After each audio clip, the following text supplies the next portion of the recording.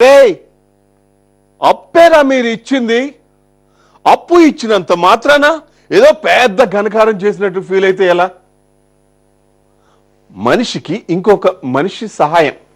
అయినా ఇచ్చిన అప్పుకు వడ్డీల మీద వడ్డీలు వసూలు చేస్తున్నారు కదా. అయినా మీకు కక్కుర్తి ఆగదా? ఒకటైతే నిజం, ఇలాంటి వాళ్ళు ఈ భూమిపైన అనవసరంగా పుట్టారు. మానవత్వం అనేది లేని ఈ మూర్ఖులను ఏం చేయాలో మీరే ఆలోచించండి.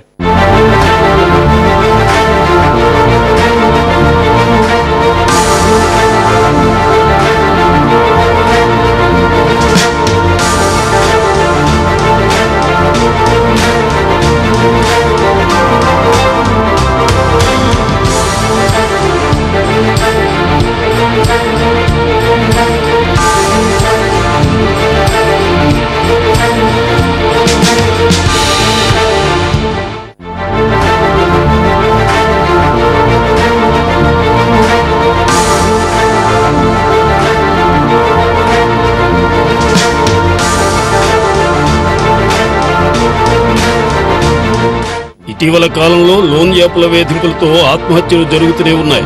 అవసరాల కోసం ఆన్లైన్ యాప్లను ఆశ్రయించిన ఘటనలు కొన్ని అయితే, వారే పిలిచి మరీ లోన్లు ఇచ్చి తర్వాత వేధింపులకు గురి చేసిన ఘటనలు కూడా ఎన్నో ఉన్నాయి. లోన్ ఇవ్వడం, ఆ తర్వాత రకరకాలుగా వేధింపులకు గురి చేయడంతో ఇప్పటికే ఎంతో మంది ప్రాణాలు తీసుకున్నారు. తాజాగా లోన్ యాప్ వేధింపులకు ఓ యువకుడు బలయ్యాడు. ఈ ఘటన విశాఖలో చోటు చేసుకుంది.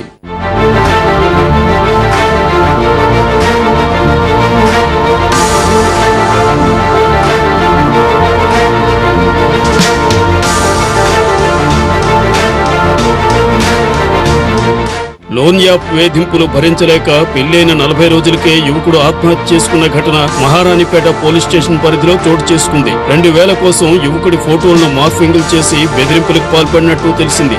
ఆ మార్ఫింగ్ ఫోటోలను స్నేహితులకు, బంధువులకు లోన్ యాప్ నిర్వాహకులు పంపారు.